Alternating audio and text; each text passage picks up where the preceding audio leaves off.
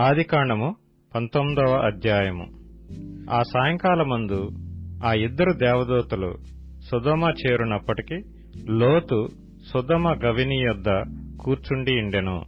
లోతు వారిని చూచి వారిని ఎదుర్కొనుటకు లేచి సాష్టాంగ నమస్కారము చేసి, నా ప్రభువులారా, దయచేసి మీ దాసుని ఇంటికి వచ్చి రాత్రి వెళ్లబుచ్చి కాళ్లు కడుగుకొనడి. మీరు పెందలకడ లేచి మీ త్రోవను వెళ్లవచ్చుననెను. అందుకు వారు, అలాగు కాదు, నడివీధిలో రాత్రి వెళ్లబుచ్చదమని చెప్పిరి. అయినను అతడు మిక్కిలి బలవంతము చేసినప్పుడు వారు అతని తట్టు తిరిగి అతని ఇంట ప్రవేశించిరి. అతడు వారికి విందు చేసి పొంగని రొట్టెలు కాల్చగా వారు భోజనము చేసిరి. వారు పండుకొనక ముందు ఆ పట్టణస్థులు అనగా సొదొమ మనుష్యులు, బాలురును వృద్ధులును ప్రజలందరూ నలుదిక్కుల నుండి కూడి వచ్చి ఆ ఇల్లు చుట్టవేసి లోతును పిలిచి, ఈ రాత్రి నీ యొద్దకు వచ్చిన మనుష్యులు ఎక్కడా? మేము వారిని కూడినట్లు మా యొద్దకు వారిని వెలుపలికి తీసుకుని రమ్మని అతనితో చెప్పగా, లోతు వెలుపల ద్వారమునొద్దనున్న వారి దగ్గరకు వెళ్లి తన వెనుక తలుపు వేసి, అన్నలారా, ఇంత పాతకము కట్టుకొనకుడి. ఇదిగో, పురుషుని కోడని ఇద్దరు కుమార్తెలు నాకున్నారు. సెలవైతే వారిని మీ యొద్దకు వెలుపలికి తీసుకుని వచ్చేదను. వారిని మీ మనసు వచ్చినట్లు చేయుడి. ఈ మనుష్యులు నా ఇంటి నీడకు వచ్చియున్నారు కనుక వారిని మీరేమీ చేయకూడదని చెప్పినప్పుడు వారు, నీవు అవతలకు పొమ్మండ్రి. మరియు వారు, వీడెవడో మనలోనికి పరదేశిగా వచ్చి తీర్పరిగా నుండ చూస్తున్నాడు కాగా వారికంటే నీకు ఎక్కువ కీడు చేసేదమని చెప్పి లోతు అను ఆ మనుష్యుని మీద దొమ్మిగా పడి తలుపు పగలగొట్టుటకు సమీపించిరి. అయితే ఆ మనుష్యులు తమ చేతులు చాపి లోతును ఇంటి లోపలికి తమ యొద్దకు తీసుకుని తలుపు వేసిరి.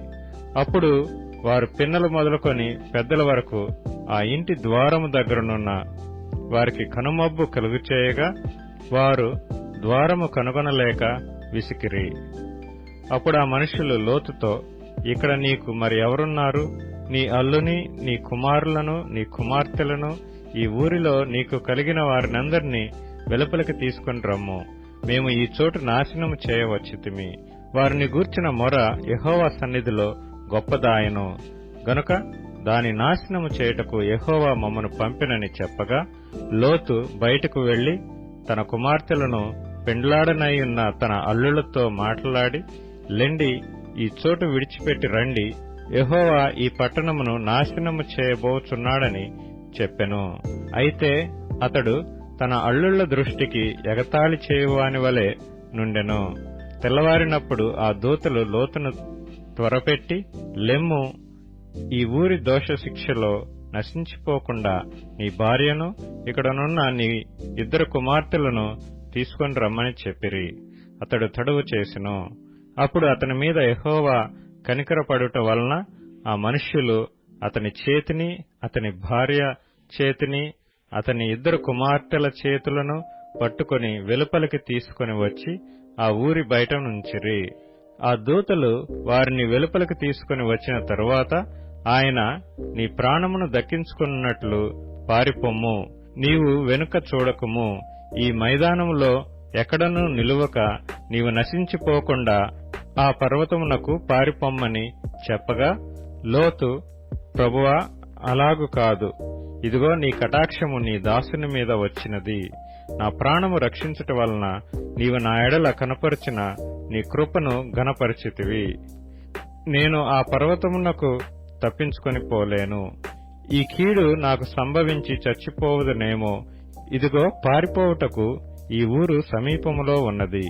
అది చిన్నది. నన్నక్కడికి తప్పించుకొని పోనిమ్ము. అది చిన్నది కదా, నేను బ్రతుకుదునని చెప్పినప్పుడు ఆయన, ఇదిగో, నీవు చెప్పిన ఈ ఊరు నాశనము చేయను. ఈ విషయంలో నీ మనవి అంగీకరించితిని. నీవు త్వరపడి అక్కడికి తప్పించుకొని పొమ్ము. నీవక్కడ చేరు వరకు నేనేమీయూ చేయలేనెను. అందుచేత ఆ ఊరికి సోయరు అను పేరు పెట్టబడెను. లోతు సోయరుకు వచ్చినప్పుడు ఆ దేశమున సూర్యుడు ఉదయించెను.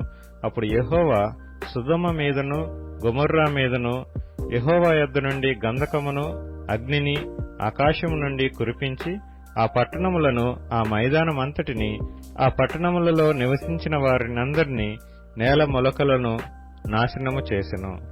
అయితే లోతు భార్య అతని వెనుక నుండి తిరిగి చూచి ఉప్పు స్తంభమాయెను. తెల్లవారినప్పుడు అబ్రాహాము లేచి తాను యెహోవా సన్నిధిని నిలిచిన చోటికి వచ్చి సొదొమ గొమొర్రాల తట్టును ఆ మైదానపు ప్రదేశము యావత్తును చూడగా, అదిగో ఆ ప్రదేశపు పొగ ఆవము పొగవలే లేచుచుండెను.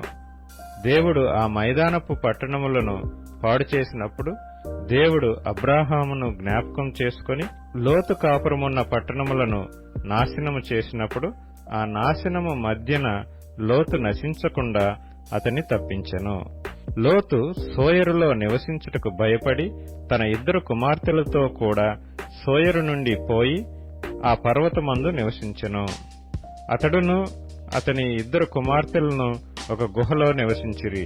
అట్లుండగా అక్క తన చెల్లెలతో, మన తండ్రి ముసలివాడు, సర్వలోక మర్యాద చొప్పున మనతో పోవుటకు లోకములో ఏ పురుషుడునూ లేడు.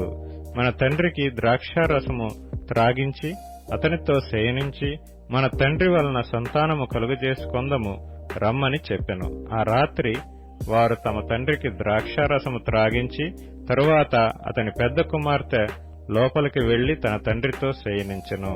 కాని ఆమె ఎప్పుడు శయనించెనో ఎప్పుడు లేచిపోయినో అతనికి తెలియలేదు.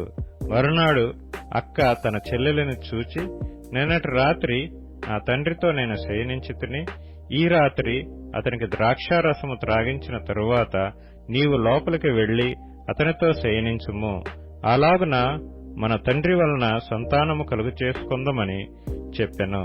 ఆ రాత్రియు వారు తమ తండ్రికి ద్రాక్షారసము త్రాగించిరి. అప్పుడు ఆ చిన్నది లేచి అతనితో శయనించెను. ఆమె ఎప్పుడు శయనించెనో ఎప్పుడు లేచిపోయినో అతనికి తెలియలేదు. అలాగున లోతు యొక్క 2 కుమార్తెలు తమ తండ్రి వలన గర్భవతులైరి. వారిలో పెద్దది కుమారుని కని వానికి మోయాబు అను పేరు పెట్టెను. అతడు నేటి వరకు మోయాబీయులకు మూల పురుషుడిగా ఎంచబడును. చిన్నది కూడా కుమారుని కని వానికి బెన్నమ్మి అని పేరు పెట్టెను. అతడు నేటి వరకు అమ్మోనీయులకు మూల పురుషుడిగా ఎంచబడును. ఆదికాండము 20వ అధ్యాయము. అక్కడ నుండి అబ్రాహాము దక్షిణ దేశమునకు తరలిపోయి కాదేశుకును షూరుకును మధ్య ప్రదేశములో నివసించి గెరారులో కొన్నాళ్లు ఉండెను. అప్పుడు అబ్రాహాము తన భార్య అయిన శారాను గూర్చి, ఈమె నా చెల్లెలని చెప్పెను. గనుక గెరారు రాజైన అబీమెలెకు శారాను పిలిపించి తన ఇంట చేర్చుకొనెను. అయినను రాత్రివేళ దేవుడు స్వప్నమందు అబీమెలెకు నొద్దకు వచ్చి, నీవు నీ ఇంట చేర్చుకొనిన స్త్రీ ఒక పురుషునికి భార్య కనుక ఆమె నిమిత్తము నీవు చచ్చినవాడవు సుమా అని చెప్పెను. అయితే అబీమెలెకు ఆమెతో పోలేదు గనుక అతడు, ప్రభువా, ఇట్టి నీతిగల జనమును హతము చేయుదువా? ఈమె నా చెల్లెలని అతడు నాతో చెప్పలేదా? మరియు ఆమె కూడా అతడు నా అన్న అనెను. నేను చేతులతో ఏ దోషము చేయక యథార్థ హృదయంతో ఈ పని చేసితినెను. అందుకు దేవుడు, అవును, యథార్థ హృదయముతో దీని చేసితివని నేనెరుగుదును. మరియు నీవు నాకు విరోధముగా పాపము చేయకుండా నేను నిన్ను అడ్డగించితిని. అందుకే నేను నిన్ను ఆమెను ముట్టనీయలేదు. కాబట్టి ఆ మనుషుని భార్యను తిరిగి అతనికి అప్పగించుము. అతడు ప్రవక్త, అతడు నీ కొరకు ప్రార్థన చేయను, నీవు బ్రతుకుదువు. నీవు ఆమెను అతనికి అప్పగించని యెడల నీవును నీ వారందరూ నిశ్చయముగా చచ్చెదరని తెలుసుకొనుమని స్వప్నమందు అతనితో చెప్పెను. తెల్లవారినప్పుడు అబీమెలెకు లేచి తన సేవకులందరినీ పిలిపించి ఈ సంగతులన్నీయు వారికి వినిపించినప్పుడు ఆ మనుష్యులు మిగుల భయపడిరి. అబీమెలెకు అబ్రాహామును పిలిపించి, నీవు మాకు చేసిన పని ఏమిటి? నీవు నా మీదికిని నా రాజ్యం మీదికిని మహాపాతకము తెప్పించున్నట్లు నేను నీ ఎడల చేసిన పాపమేమిటి? చేయరాని కార్యములు నాకు చేసితివని అతనితో చెప్పెను. మరియు అబీమెలెకు, నీవేమి చూచి ఈ కార్యము చేసితివని అబ్రాహామును అడగగా, అబ్రాహాము, ఈ స్థలమందు దేవుని భయము ఏమాత్రమును లేదు గనుక నా భార్య నిమిత్తము నన్ను చంపుదురనుకొని చేసితిని. అంతేకాక ఆమె నా చెల్లెలన్న మాట నిజమే. ఆమె నా తండ్రి కుమార్తె గాని నా తల్లి కుమార్తె కాదు. ఆమె నాకు భార్య అయినది. దేవుడు నన్ను నా తండ్రి ఇల్లు విడిచి దేశాంతరం పోవునట్లు చేసినప్పుడు నేను ఆమెను చూచి, మనము పోవు ప్రతి స్థలమందు ఇతడు నా సహోదరుడని నన్ను గూర్చి చెప్పుము. నీవు నాకు చేయవలసిన ఉపకారమిదే అని చెప్పితనెను. అబీమెలెకు గొర్రెలను గొడ్లను దాసదాసీజనులను రప్పించి అబ్రహాముకిచ్చి అతని భార్య అయిన శారాను అతనికి తిరిగి అప్పగించెను. అప్పుడు అబీమెలెకు, ఇదిగో నా దేశము నీ ఎదుటనున్నది, నీకిష్టమైన స్థలమందు కాపురముండుమనెను. మరియు అతడు శారాతో, ఇదిగో నీ అన్నకు నేను 1000 రూపాయలు ఇచ్చియున్నాను. ఇది నీ యొద్దనున్న వారందరి దృష్టికి ప్రాయశ్చిత్తముగా నుండుటకై ఇది నీ పక్షముగా ఇచ్చియున్నాను. ఈ విషయమంతటిలో నీకు న్యాయము తీరిపోయినదనెను. అబ్రహాము దేవుని ప్రార్థించగా దేవుడు అబీమెలెకును అతని భార్యను అతని దాసీలను బాగుచేసెను. వారు పిల్లలు కనిరి. ఏలయనగా అబ్రహాము భార్య అయిన శారాను బట్టి దేవుడు అబీమెలెకు ఇంటిలో ప్రతి గర్భమును మూసియుండెను. ఆదికాండము 21వ అధ్యాయము. యెహోవా తాను చెప్పిన ప్రకారము శారాను దర్శించెను. యెహోవా తానిచ్చిన మాట చొప్పున శారాను గూర్చి చేసెను. ఎట్లనగా దేవుడు అబ్రాహాముతో చెప్పిన నిర్ణయ కాలంలో శారా గర్భవతి అయి అతని ముసలితనమునందు అతనికి కుమారుని కనెను. అప్పుడు అబ్రాహాము తనకు పుట్టినవాడును తనకు శారా కనినవాడునైన తన కుమారునికి ఇస్సాకు అని పేరు పెట్టెను. మరియు దేవుడు అబ్రాహాముకు ఆజ్ఞాపించిన ప్రకారము అతడు 8 దినముల వాడైన ఇస్సాకు అను తన కుమారునికి సున్నతి చేసెను. అబ్రాహాము కుమారుడైన ఇస్సాకు అతనికి పుట్టినప్పుడు అతడు 100 ఏండ్లవాడు. అప్పుడు శారా, దేవుడు నాకు నవ్వు కలుగచేసెను, వినువారెల్లా నా విషయమై నవ్వుదురనెను. మరియు శారా పిల్లలకు స్తన్యమిచ్చునని ఎవరు అబ్రహాముతో చెప్పును? నేను అతని ముసలితనమునందు కుమారుని కంటిని గదా అనెను. ఆ పిల్లవాడు పెరిగి పాలు విడిచెను. ఇస్సాకు పాలు విడిచిన దినమందు అబ్రహాము గొప్ప విందు చేసెను. అప్పుడు అబ్రహామునకు ఐగుప్తీయురాలైన హాగరు కనిన కుమారుడు పరిహసించుట శారా చూచి, ఈ దాసిని దీని కుమారుని వెళ్లగొట్టుము. ఈ దాసి కుమారుడు నా కుమారుడైన ఇస్సాకుతో వారసుడై ఉండడని అబ్రహాముతో అనెను. అతని కుమారుని బట్టి ఆ మాట అబ్రహామునకు మిక్కిలి దుఃఖము కలుగచేసెను. అయితే దేవుడు, ఈ చిన్నవాని బట్టియు నీ దాసిని బట్టియు నీవు దుఃఖపడవద్దు. శారా నీతో చెప్పు ప్రతి విషయములో ఆమె మాట వినుము. ఇస్సాకు వలన అయినదియే నీ సంతానమనబడును. అయినను ఈ దాసి కుమారుడును నీ సంతానమే గనుక అతని కూడా ఒక జనముగా చేసేదునని అబ్రహాముతో చెప్పెను. కాబట్టి తెల్లవారినప్పుడు అబ్రహాము లేచి ఆహారమును నీళ్ల తిత్తిని తీసుకొని ఆ పిల్లవానితో కూడా హాగరునకు అప్పగించి ఆమె భుజం మీద వాటిని పెట్టి ఆమెను పంపివేసెను. ఆమె వెళ్లి బయర్షెబా అరణ్యములో అటూ ఇటూ తిరుగుచుండెను. ఆ తిత్తిలోని నీళ్లు అయిపోయిన తరువాత ఆమె ఒక పొద క్రింద ఆ చిన్నవాని పడివేసి, ఆ పిల్లవాని చావు నేను చూడలేనని అనుకొని వింటి వేత దూరం వెళ్లి అతనికెదురుగా కూర్చుండెను. ఆమె ఎదురుగా కూర్చుండి ఎలుగెత్తి ఏడ్చెను. దేవుడు ఆ చిన్నవాని మరణం వినెను. అప్పుడు దేవుని దూత ఆకాశము నుండి హాగరును పిలిచి, హాగరు, నీకేమి వచ్చినది? భయపడకుము. ఆ చిన్నవాడున్న చోట దేవుడు వాని స్వరము వినియున్నాడు. నీవు లేచి ఆ చిన్నవాణ్ణి లేవనెత్తి నీ చేత పట్టుకొనుము. వానిని గొప్ప జనముగా చేసేదనని ఆమెతో అనెను. మరియు దేవుడు ఆమె కన్నులు తెరచినందున ఆమె నీళ్ల ఊట చూచి వెళ్లి ఆ తిత్తిని నీళ్లతో నింపి చిన్నవానికి త్రాగనిచ్చెను. దేవుడు ఆ చిన్నవానికి తోడైయుండెను.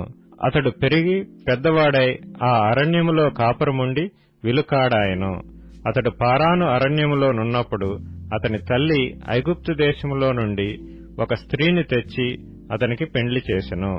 ఆ కాలమందు అబీమెలెకును అతని సేనాధిపతి అయిన ఫీకోలును అబ్రాహాముతో మాట్లాడి, నీవు చేయు పనులన్నిటిలోనూ దేవుడు నీకు తోడైయున్నాడు గనుక నీవు నన్నైనను నా పుత్ర పౌత్రాదులనైనను వంచింపక నేను నీకు చేసిన ఉపకారము చొప్పున నాకును నీవు పరదేశివైయున్న ఈ దేశమునకును చేసేదనని దేవుని పేరట ఇక్కడ నాతో ప్రమాణము చేయమని చెప్పెను.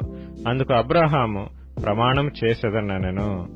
అబీమెలెకు దాసులు బలాత్కారముగా తీసుకొనిన నీళ్లబావి విషయమై అబ్రాహాము అబీమెలెకును ఆక్షేపింపగా, అబీమెలెకు, ఈ పని ఎవరు చేసిరో నేనెరుగను, నీవును నాతో చెప్పలేదు, నేను నేడే గాని ఈ సంగతి వినలేదని చెప్పగా, అబ్రాహాము గొర్రెలను గొడ్లను తెప్పించి అబీమెలెకుకిచ్చెను. వారిద్దరూ ఇట్లు ఒక నిబంధన చేసుకొనిరి. తరువాత అబ్రాహాము తన గొర్రెల మందలో నుండి 7 పెంటి పిల్లలను వేరుగా నుంచిన గనుక అబీమెలెకు అబ్రాహాముతో, నీవు వేరుగా ఉంచిన ఈ 7 గొర్రెపిల్లలు ఎందుకని అడిగెను. అందుకతడు, నేనే ఈ బావిని త్రవ్వించినందుకు నాకు సాక్ష్యార్థముగా ఈ 7 గొర్రెపిల్లలను నీవు నా చేత పుచ్చుకొనవలనని చెప్పెను. అక్కడ వారిద్దరూ అట్లు ప్రమాణం చేసుకున్నందున ఆ చోటు బెయేర్షెబా అనబడెను. బెయేర్షెబాలో వారు అలాగు ఒక నిబంధన చేసుకున్న తరువాత అబీమెలెకు లేచి తన సేనాధిపతి అయిన ఫీకోలుతో ఫిలిష్తీయుల దేశమునకు తిరిగి వెళ్ళెను. అబ్రాహాము బెయేర్షెబాలో ఒక పిచ్చుల వృక్షము నాటి అక్కడ నిత్యుడైన యెహోవా పేరట ప్రార్థన చేసెను. అబ్రాహాము ఫిలిష్తీయుల దేశంలో అనేక దినములు పరదేశిగా నుండెను. మత్తయి సువార్త 7వ అధ్యాయం. మీరు తీర్పు తీర్చకుడి, అప్పుడు మిమ్మును గూర్చి తీర్పు తీర్చబడదు. మీరు తీర్చు తీర్పు చొప్పుననే మిమ్మును గూర్చియు తీర్పు తీర్చబడను. మీరు కొలుచు కొలత చొప్పుననే మీకును కొలవబడును. నీ కంటిలోనున్న దూలమునెంచక నీ సహోదరుని కంటిలోనున్న నలుసును చూచుటయ్యేలా? నీ కంటిలో దూలముండగా నీవు నీ సహోదరుని చూచి నీ కంటిలోనున్న నలుసు తీసివేయమని చెప్పనేలా? వేషధారి, మొదట నీ కంటిలోనున్న దూలమును తీసివేసుకొనుము, అప్పుడు నీ సహోదరుని కంటిలోనున్న నలుసును తీసివేయుటకు నీకు తేటగా కనపడును. పరిశుద్ధమైనది కుక్కలకు పెట్టకుడి, మీ ముత్యములను పందుల ఎదుట వేయకుడి. వేసిన ఎడల అవి ఒకవేళ వాటిని కాళ్లతో త్రొక్కి మీ మీద పడి మిమ్మును చీల్చివేయును. అడుగుడి, మీకియ్యబడును. వెదుకుడి, మీకు దొరుకును. తట్టుడి, మీకు తీయబడును. అడుగు ప్రతివాడునూ పొందును. వెదుకువానికి దొరుకును, తట్టువానికి తీయబడును. మీలో ఏ మనుష్యుడైనను తన కుమారుడు తన్ను రొట్టెను అడిగిన ఎడల వానికి రాతినిచ్చునా? చేపను అడిగిన ఎడల పామునిచ్చునా? మీరు చెడ్డవారయ్యుండియు మీ పిల్లలకు మంచి ఈవులు నీయనెరిగియుండగా, పరలోకమందున్న మీ తండ్రి తన్ను అడుగువారికి అంతకంటే ఎంతో నిశ్చయముగా మంచి ఈవులనిచ్చును. కావున మనుష్యులు మీకు ఏమి చేయవలనని మీరు కోరుదురో అలాగుననే మీరును వారికి చేయుడి. ఇది ధర్మశాస్త్రమును ప్రవక్తల ఉపదేశమునయ్యున్నది. ఇరుకు ద్వారమున ప్రవేశించుడి. నాశనముకు పోవు ద్వారము వెడల్పును ఆ దారి విశాలమును అయ్యున్నది. దాని ద్వారా ప్రవేశించువారు అనేకులు. జీవమునకు పోవు ద్వారము ఇరుకును, ఆ దారి సంకుచితమునయ్యున్నది. దాని కనుగొనువారు కొందరే. అబద్ధ ప్రవక్తలను గూర్చి జాగ్రత్తపడుడి. వారు గొర్రెల చర్మములు వేసుకుని మీ యొద్దకి వత్తురు, కాని లోపల వారు క్రూరమైన తోడేళ్లు. వారి ఫలముల వలన మీరు వానిని తెలుసుకొందురు. ముండ్ల పొదలలో ద్రాక్ష పండ్లైనను పల్లేరు చెట్లను అంజూరపు పండ్లునైనను కొయుదురా? అలాగుననే ప్రతి మంచి చెట్టు మంచి ఫలములు ఫలించును. పనికి మాలిన చెట్టు కాని ఫలములు ఫలించును. మంచి చెట్టు కాని ఫలములు ఫలింపనేరదు. పనికి మాలిన చెట్టు మంచి ఫలములు ఫలింపనేరదు. మంచి ఫలములు ఫలింపని ప్రతి చెట్టు నరకబడి అగ్నిలో వేయబడును. కాబట్టి మీరు వారి ఫలముల వలన వారిని తెలుసుకొందురు. ప్రభువా, ప్రభువా అని నన్ను పిలుచు ప్రతివాడును పరలోక రాజ్యములో ప్రవేశింపడుగాని, పరలోకమందున్న నా తండ్రి చిత్త ప్రకారము చేయువాడే ప్రవేశించును. ఆ దినమందు అనేకులు నన్ను చూచి, ప్రభువా, ప్రభువా, మేము నీ నామమును ప్రవచింపలేదా?